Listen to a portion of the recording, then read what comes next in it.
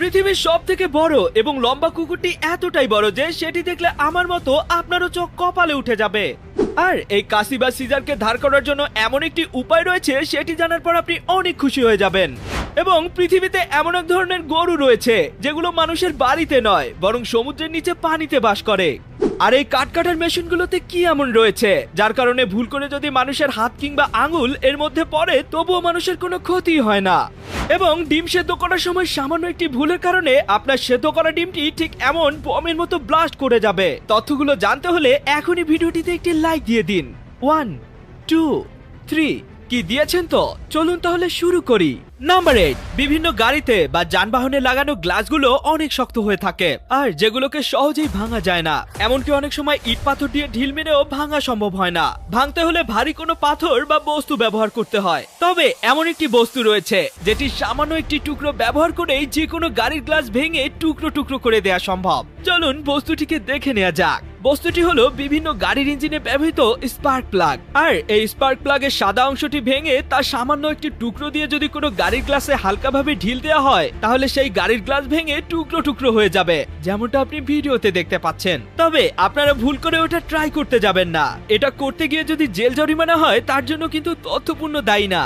Number 7, এটা হলো পৃথিবীর সব থেকে সুরক্ষিত কাঠ কাটার মেশিন। কারণ কাঠ কাটতে গিয়ে ভুল করে যদি এটার সামনে আপনার হাত চলে আসে তাহলে এটা সঙ্গে সঙ্গে বন্ধ হয়ে যায়। এখন প্রশ্ন হলো এই মেশিনটি কিভাবে বুঝতে পারে যে এটি কাঠ নয় বরং মানুষের হাত, এবং এটি এত দ্রুত থামেই বা কি করে? চলুন জানা যাক। আসলে এই মেশিনটিকে যখন চালু করা হয় তখন এর ব্লেডের ভিতর দিয়ে 3 ভোল্টের হালকা বিদ্যুৎ পরিবহন করা হয়। আর এর নিচে লাগানো থাকে একটি সেন্সর যাকে ব্রেক কাটার বলে। তো হঠাৎ করে যদি এর সামনে কোনো বিদ্যুৎ পরিবাহী জিনিস যেমন মানুষের হাত চলে আসে তবে নিচে লাগানো সেন্সরটি খুব সহজেই তা বুঝতে পারে এবং মাত্র 0.5 মিলি সেকেন্ডের মধ্যেই এটা চলন্ত ব্লেড বা কাঁটাটিকে থামিয়ে দেয়, যার ফলে মানুষ মারাত্মক দুর্ঘটনার হাত থেকে বেঁচে যায়। আর এই আবিষ্কারটি সত্যি অনেক উপকারী একটা জিনিস।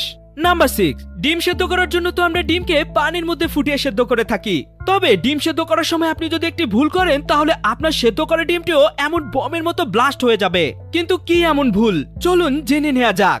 আসলে আমরা যখন সাধারণ পানির মধ্যে দিয়ে এই ডিমকে বয়েল করি তখন ডিমের ভিতরে তাপের ফলে প্রচুর প্রেসার তৈরি হয় আর এই প্রেসার আস্তে আস্তে পানির মধ্যে রিলিজ হয়ে যায়। কিন্তু এই ডিমকে যদি আমরা মাইক্রোওয়েভ ওভেনের মাধ্যমে সেদ্ধ করি তাহলে প্রচন্ড তাপে ডিমের ভিতরে যে প্রেসার সৃষ্টি হয় সেটা ডিম থেকে কোনোভাবেই রিলিজ হতে পারে না। ফলে ওভেনে সেদ্ধ করা ডিমকে বের করে যখন এভাবে কাটতে যাবেন তখন এটা প্রচুর প্রেসারের ফলে এভাবে ব্লাস্ট করে যাবে আর এর ফলে আপনার অনেক বড় ক্ষতি হতে পারে। কাজেই ভুল করেও কখনো ডিমকে ওভেনে সেদ্ধ করতে যাবেন না।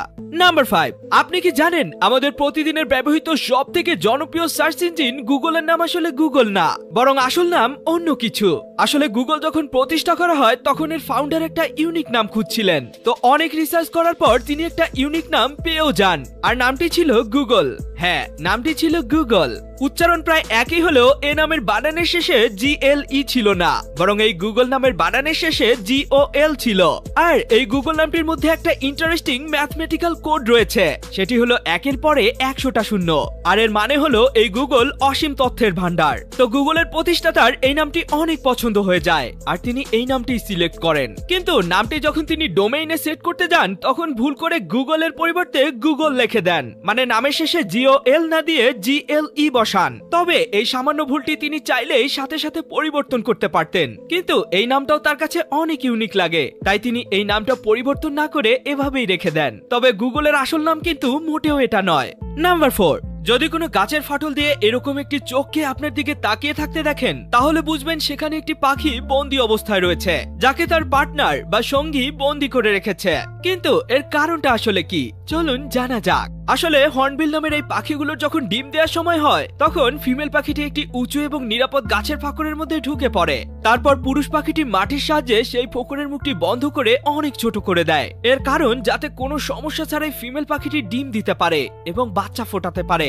আর ফিমেল পাখিটি ততদিন পর্যন্ত এর ভেতরে থাকে যতদিন পর্যন্ত বাচ্চাগুলোর বয়স পরিপূর্ণ না হয়, এবং এই পুরো সময়টিতে পুরুষ পাখিটি তার ফ্যামিলির জন্য খাবার সরবরাহ করে। এরপর যখন বাচ্চাগুলো বড় হয়ে যায় তখন মা পাখিটি সেই মাটির দেয়ালটি ভেঙে বাচ্চাগুলো সহ পুরো ফ্যামিলিকে নিয়ে স্বাধীনভাবে উড়ে চলে যায়। নাম্বার 3, এবার আমি আপনাদের দুইটা অদ্ভুত প্রাণীকে দেখাবো যাদেরকে দেখলে আপনি অনেক অবাক হয়ে যাবেন। জীবনে তো অনেক পাখি দেখেছেন আর অনেক পাখির মধুসূরের ডাকও শুনেছেন, কিন্তু কখনো কি এমন পাখি দেখেছেন যে কিনা ঠিক বাচ্চাদের মতোই কান্না করতে পারে? হ্যাঁ, এই পাখিটাকে দেখুন। এর ডাক শুনে মনে হবে যেন কোনো বাচ্চা কান্না করছে। সত্যি দারুণ ব্যাপার। আর আমরা তো সবাই জানি কাউ বা গরু একটি গৃহপালিত প্রাণী, তবে পৃথিবীতে এমন একটি কাউ বা গরু রয়েছে যে কিনা সমুদ্রের নিচে পানিতে বাস করে। হ্যাঁ, একটুও ভুল শুনছেন না, সমুদ্রের নিচেও গরু বাস করে। এই যে প্রাণীটাকে দেখছেন এটার নাম সি কাউ। এগুলো সমুদ্রের নিচে জন্মানো ছোট ছোট গাছপালা বা ঘাসকে ঠিক গরুর মতোই খেয়ে থাকে, আর এর ফেসটাও কিছুটা গরুর মতোই দেখতে হয়, এজন্য এদের নাম দেওয়া হয়েছে সি কাউ। তবে এদের সংখ্যা খুবই কম, তাই এদেরকে খুব সহজেই দেখা যায় না। সত্যি পৃথিবীতে যে কত প্রকার বিচিত্র প্রাণী রয়েছে তা আসলেই বলা মুশকিল। নাম্বার 2, সেলুন থেকে শুরু করে কাপড় কাটা এমনকি সার্জিক্যাল কাজের জন্য ব্যবহৃত একটি গুরুত্বপূর্ণ উপাদান হলো এই কাঁচি বা সিজার। প্রতিদিনের বিভিন্ন গুরুত্বপূর্ণ কাজে আমরা এই কাঁচি বা সিজার গুলোর ব্যবহার করে থাকি, তবে অতিরিক্ত ব্যবহারের কারণে এবং ব্যবহারের পর কিছুদিন ফেলে রাখার কারণে এগুলো শার্পনেস বা ধার নষ্ট হয়ে যায়। অনেক সময় আমরা এগুলোকে শার্প করে পুনরায় ব্যবহার করে থাকি, আবার অনেক সময় শার্প করার পরিবর্তে নতুন কাঁচি কিনে ব্যবহার করি। কিন্তু এমন একটি সিম্পল ট্রিক্স রয়েছে যেটি ব্যবহার করলেই আপনার এই পুরাতন বা ধার কমে যাওয়া চাকুগুলো পুনরায় নতুনের মতো কাজ করবে। এতে আপনার খরচও বেঁচে যাবে। আর এজন্য প্রথমে আপনাকে কিছু অ্যালুমিনিয়াম ফয়েল সংগ্রহ করতে হবে। এরপর অ্যালুমিনিয়াম ফয়েলগুলোকে সেই অকেজো বা ধার কমে যাওয়া কাঁচিটি দিয়ে এভাবে আস্তে আস্তে কাটতে হবে। আর এভাবে কিছুক্ষণ করার পরই আপনার কাঁচিটি পুনরায় নতুনের মতো কাজ করবে। বিশ্বাস না হলে এটা অবশ্যই একবার ট্রাই করে দেখতে পারেন। বাংলাদেশের রাজধানীর নাম ঢাকা, সেটা তো আমরা সবাই জানি। আর এই ঢাকা শহর বাংলাদেশের মানুষের একটি প্রাণের শহর। তবে আমাদের আজকের প্রশ্নটি হলো, বাংলাদেশের রাজধানী ঢাকা বিশ্বের কততম মেগা সিটি? দেখি আজকের প্রশ্নটির সঠিক উত্তর কে কে আমাকে কমেন্টে জানাতে পারেন। আর সেই সাথে নতুন হয়ে থাকলে অবশ্যই তথ্যপূর্ণকে ফলো এবং সাবস্ক্রাইব করতে ভুলবেন না। নাম্বার 1, হ্যাঁ বন্ধুরা, এবার আমি আপনাদের পৃথিবীর সব থেকে বড় এবং লম্বা কুকুর সম্পর্কে জানাবো। ভিডিওতে যে কুকুরটিকে দেখছেন এটি হলো দুনিয়ার সব থেকে বড় এবং লম্বা কুকুর। এই কুকুরটা এতটাই বড় যে সাধারণ একজন মানুষের সামনে দাঁড়ালে মানুষটাকে ছোট মনে হয়। কুকুরটি লম্বায় প্রায় 7 ফুট 6 ইঞ্চি এবং এর ওজন প্রায় 92 কেজির মতো। এই কুকুরটি গ্রেট ডেন নামক একটি প্রজাতি থেকে এসেছে। আর কুকুরের এই প্রজাতিটি আজ থেকে প্রায় 400 বছর আগে জার্মানিতে শনাক্ত বা বিবর্তিত হয়েছিল।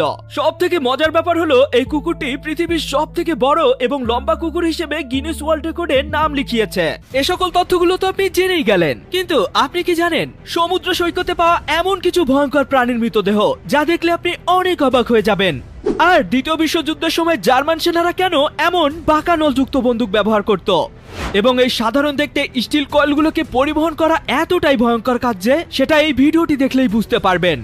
আর আজকাল কেনই বা মাঠের পরিবর্তে ফ্যাক্টরিতে ঘাস চাষ করা হচ্ছে? এবং পৃথিবীতে এমন একটি সুইমিং পুল রয়েছে যেটার ভিতরে আপনি অক্সিজেন ছাড়াই ঘন্টার পর ঘন্টা হেঁটে বেরোতে পারবেন, এতে আপনার শরীরও ভিজবে না।